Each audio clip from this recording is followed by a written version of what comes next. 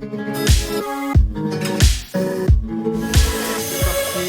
pour ce quickie, donc format plus court, format de 20 minutes avant la pause, soit déjeuner, soit la table ronde organisée par Wheel of Dev.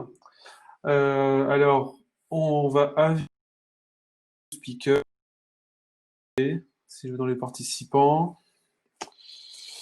qui va nous continuer dans l'écosystème AWS avec François juste avant. Voilà, j'invite Olivier. Le temps qu'il arrive, ça va arriver. Ouais. Message des organisateurs, si vous plaignez que les slides sont pas assez visibles ou je ne sais quoi, n'hésitez pas à cliquer sur la petite icône en haut à droite des slides pour les agrandir et les mettre en plein écran. Donc voilà, on repasse le message en fonction de vos écrans, vos dimensions et tout ça. N'hésitez pas à le faire. Donc je laisse la main à Olivier pour ce quickie. Bonjour Olivier. Bonjour, vous m'entendez? Bonjour Emmanuel. Oui, tu m'entends On bien? t'entend très bien. Parfait. Parfait. Bon, Allez, je te laisse alors c'est l'antenne. parti. Donc, bon, alors d'abord merci à tous hein, voilà d'assister à cette présentation qui sera une introduction sur à AWS. Donc c'est vraiment pour les personnes qui veulent découvrir AWS ou qui ne savent pas tout sur AWS. Je me présente juste en deux mots. Je suis le créateur du groupe AWS Lille. Donc, si vous voulez nous trouver, vous tapez Meetup AWS Lille et vous pouvez venir rejoindre la communauté si ça vous intéresse. Je vais aborder AWS sous quatre aspects, pardon. Donc, d'abord, je vais parler de son histoire, ensuite de son leadership, de ses clients, de quelques clients en fait, pour donner quelques exemples. Et enfin, je parlerai des services. Donc, on va démarrer par l'histoire.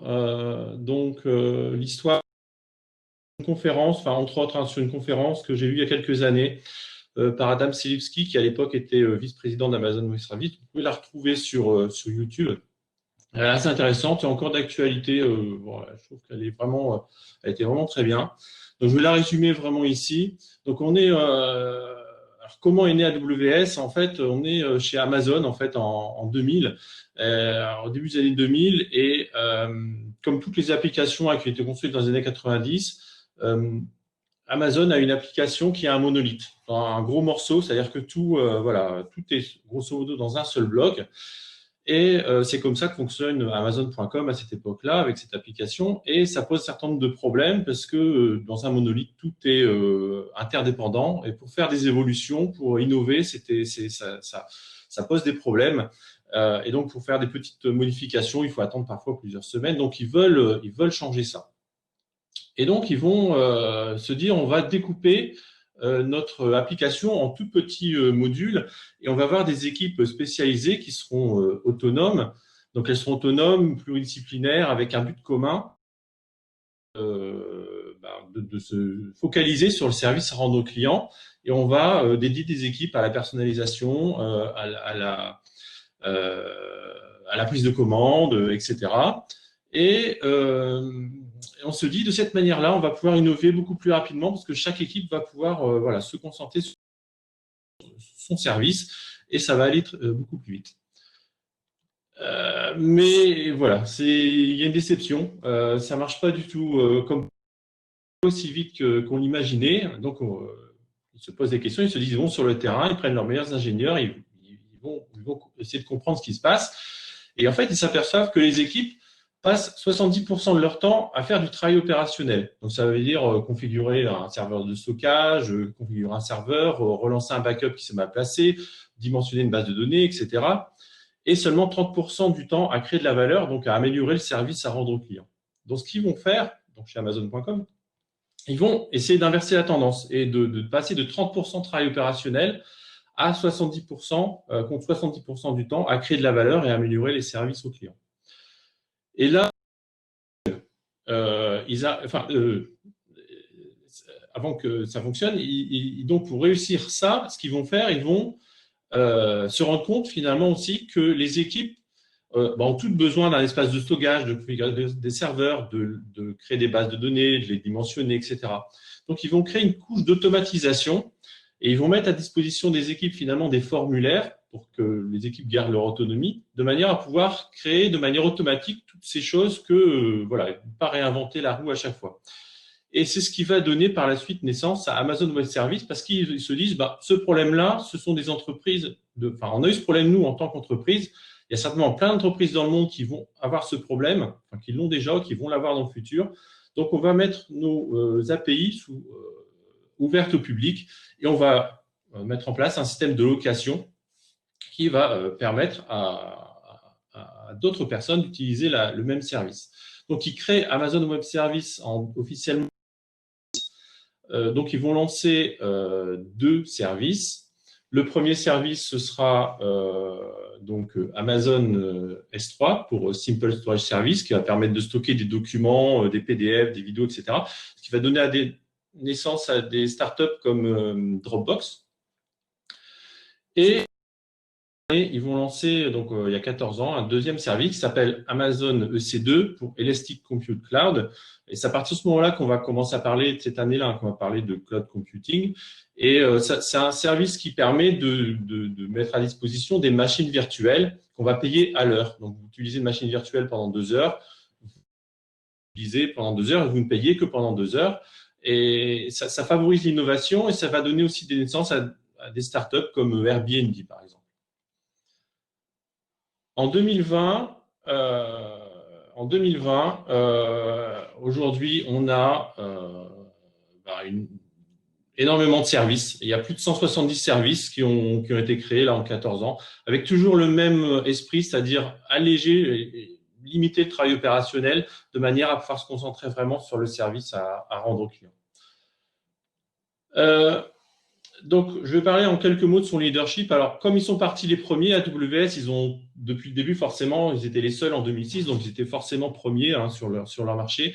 En 2015, donc, le Gartner a sorti une analyse où il plaçait Amazon Service en tête parmi dans la complétude de la vision et de la capacité à exécuter et comparé à ses autres concurrents, donc ils l'ont mis en tête. Et c'était toujours vrai en 2016, en 2017, en 2018, en 2019 et en 2020. Donc, ce qu'on peut remarquer, c'est qu'il y a de moins en moins de personnes sur ce cadran. C'est vrai que finalement, les acteurs du cloud prennent de plus en plus d'avance par rapport aux autres. Et aujourd'hui, ce qui est intéressant aussi, c'est qu'Amazon Web Services a été sur un cadran aussi qui était du Gartner, leader aussi sur le développement plutôt de services liés au développement d'intelligence artificielle. On estime aujourd'hui que oui, Amazon Web Services, c'est 30-40% du marché. C'est difficile d'avoir des chiffres exacts. Et puis, le reste du marché se répartit sur le reste. Alors, au niveau des clients, je vais donner quelques exemples parce que le nombre de clients actifs passe largement le million. Donc, juste quelques exemples pour montrer aussi comment ces clients ont exploité la plateforme Web Service de manière optimum. Bon, un des gros clients d'AWS, c'est forcément Amazon.com, ce qui veut dire qu'aujourd'hui, quand vous utilisez Amazon.com, vous utilisez AWS sans savoir. Aussi, surtout, quand vous utilisez les technologies d'AWS, vous utilisez les mêmes technologies qu'utilise Amazon.com.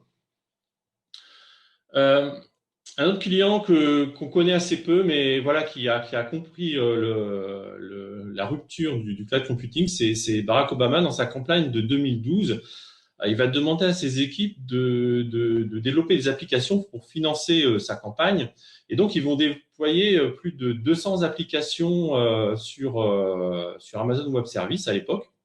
Et ce qui est intéressant, et ce qui aurait été difficile à faire avant, c'est que quelques jours avant l'élection, forcément, il y a eu un pic énorme de trafic et ça a été absorbé par Amazon Web Services. Donc, c'est à l'échelle des États-Unis, donc c'est un gros pic qui a été absorbé.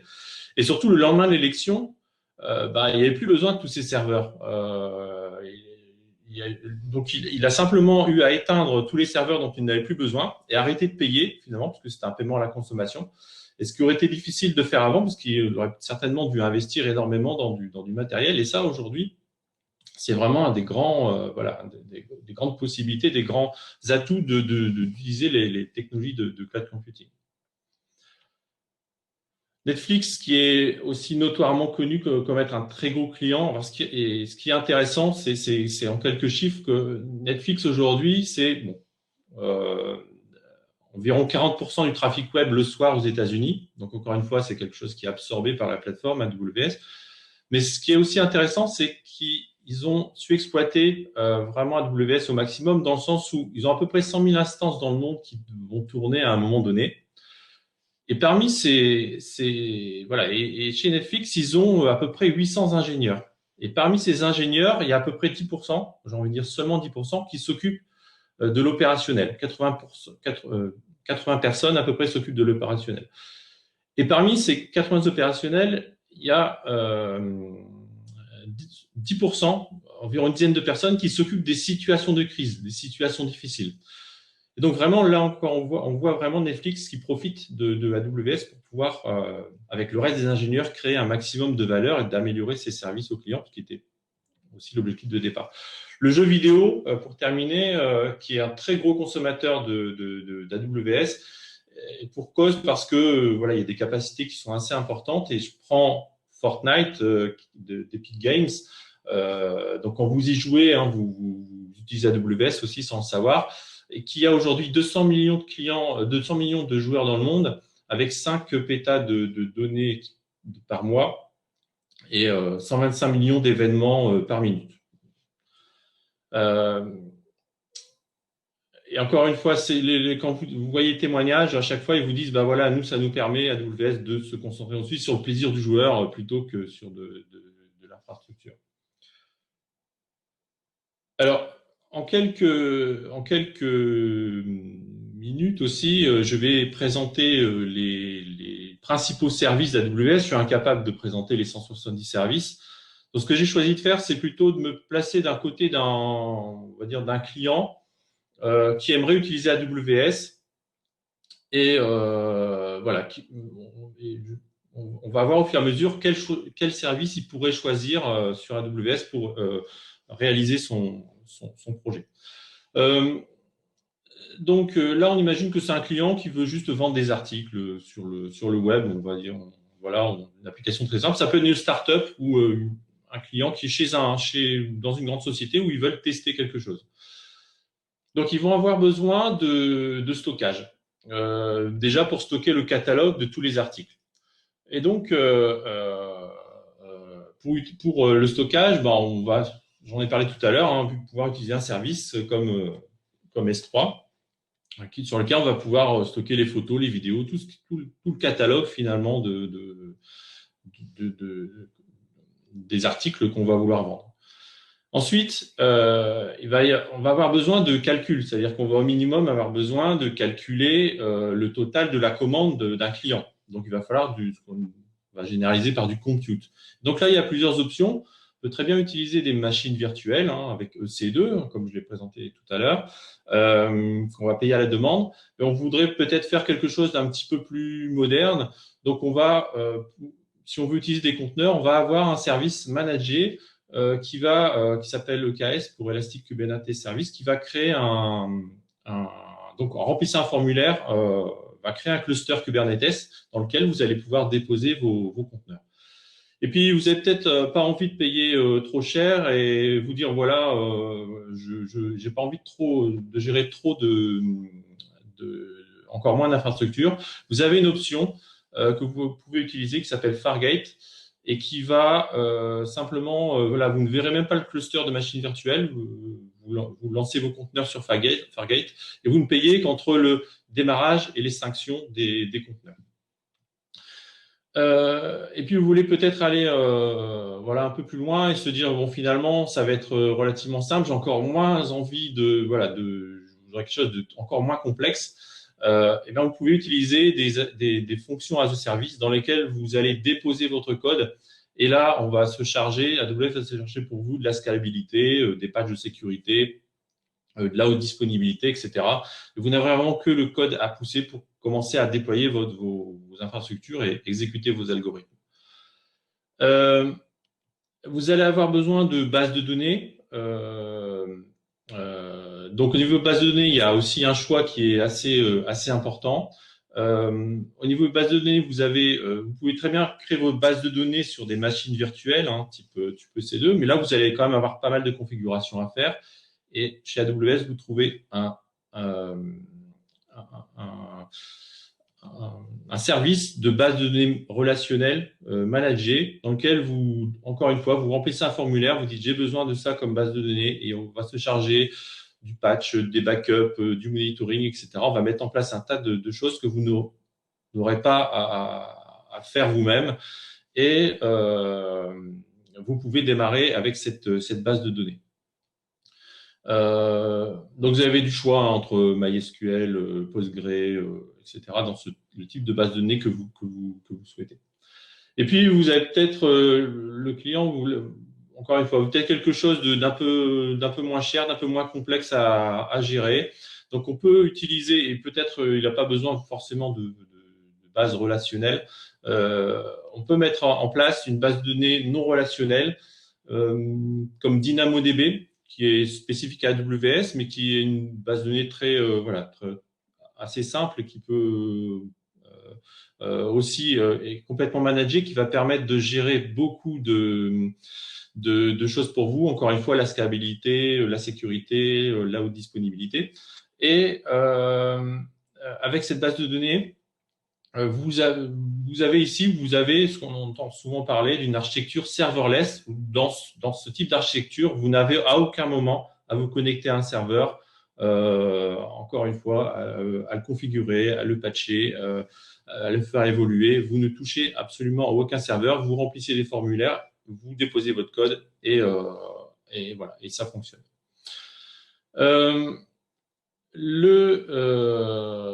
La possibilité aussi, il y a des déclinaisons. Si vous voulez pas être lié forcément aux technologies AWS, vous avez des déclinaisons avec du MongoDB ou Cassandra. Et il existe voilà, un tas de bases de données sur lesquelles vous pouvez vous baser pour répondre à vos besoins. Ensuite, voilà, quand on est dans une entreprise, on a peut-être besoin de faire de l'analytics, c'est-à-dire analyser les données que les clients ont, les données des clients. Là, vous avez un certain nombre de services. Alors, vous pouvez faire des analyses, je vais dire à froid, avec par exemple Hadoop ou Spark. Et là, vous allez utiliser un service, encore une fois, que vous permet déployer un millier de machines virtuelles pour pouvoir faire des analyses voilà, à grande échelle avec Elastic MapReduce. Vous allez pouvoir aussi faire si vous avez envie de faire de l'analyse en temps réel, il existe aussi des services managés pour faire du streaming, du Kafka et gérer un ticket. Donc, on va avoir la possibilité voilà, encore une fois, d'avoir des services qui vous permettent d'accélérer la mise en place de ce type de cluster et faire de l'analyse en temps réel. Et un tas de services autour de l'analytics que vous allez pouvoir utiliser pour, encore une fois, répondre à des besoins spécifiques. Et là, c'est là que ça commence à devenir intéressant au niveau du machine learning et de l'intelligence artificielle, parce que vous avez encore moins j'ai envie de dire, voilà, vous avez des services qui vont vous permettre, par exemple, de faire de la prévision de vente ou de la personnalisation. Et il faut savoir que derrière tout ça, ce sont les moteurs d'Amazon.com qui sont mis à disposition via ces services. Et c'est très difficile de les créer soi-même. Et là, grosso modo, vous remplissez encore une fois, les bons formulaires et vous avez à disposition des moteurs de prévision et de personnalisation. De la détection de fraude, voilà, de la synthèse vocale, de la compréhension de texte, etc. Vous avez énormément comme ça de services d'intelligence artificielle qui sont rapidement exploitables pour vos applications. Et vous pouvez personnaliser vos applications avec SageMaker faire de l'intelligence artificielle, j'ai envie de dire, personnalisée et sur mesure avec SageMaker, qui est un service qui est dédié pour ça. Et pour terminer, je vais parler des, des outils de développement. Normalement, vous avez la possibilité effectivement de déployer votre code avec un service de pipeline as code, écrire vos pipelines, faire vos builds, vos deploys, etc. Vous avez les services qui permettent de faire. Mais ce qu'il ne faut pas oublier, ça c'est assez important, c'est que finalement, je parle de formulaire depuis tout à l'heure, mais en fait, la plateforme est API driven, elle est drivée par les API. Vous pouvez programmer votre infrastructure et ça, c'est un avantage concurrentiel pour avancer très vite et adapter votre architecture à vos besoins. Donc voilà, j'en arrive à la conclusion de cette présentation. Donc juste pour terminer, je vous résumerai en disant voilà, ça c'est le réinvent d'il y a 2 ans. C'est Werner Vogels qui concluait sa conférence en disant Go Build. C'est vraiment une plateforme qui est construite pour les gens qui ont envie de construire, de builder quelque chose. Et le réinvent, justement, c'est dans quelques semaines. Là, c'est le 30 novembre. C'est gratuit cette année, puisque la conférence va se faire à distance. Ça va durer 3 semaines et vous aurez l'annonce des nouveaux services et un tas d'informations sur AWS si vous voulez en savoir plus. Voilà, j'en ai terminé pour cette présentation. J'espère que ça s'est bien passé. Merci Olivier. Oui, je t'en prie. Tout s'est bien passé. Il n'y a pas eu de problème technique, bon, très bien. D'accord. Et le C'est toujours contenu le petit. Voilà. était très intéressant. Ça fait des fois du bien de revenir sur l'historique d'un produit et tout ça. Donc, Ouais, comprendre le pourquoi vous voulez tout à fait. montrer. Alors, il n'y a pas de Q&A, il n'y a pas de questions, ça arrive. Hein, y a pas de... Non, De toute façon, Olivier, je suppose que tu vas rester oui, pour la suite. dans les parages, donc n'hésitez pas à aller sur sa table pour discuter un petit peu. J'ai mis sur le chat un pavé de texte pour expliquer comment va fonctionner la table ronde juste après la midi 15. Donc, il y a différents moyens. Soit vous restez sur la salle 1 et on va streamer le Twitch de Wheel of Dev. Soit vous pouvez aller directement sur le Twitch également sans souci. Mais si vous n'avez pas envie de bouger, vous pouvez rester ici. Tant de mon côté, alors je vérifie les horaires en live. À 13h45 avec donc je vous dis bon appétit pour certains et bonne table ronde pour d'autres. Allez, au revoir. Merci. À tout à Au l'heure. revoir.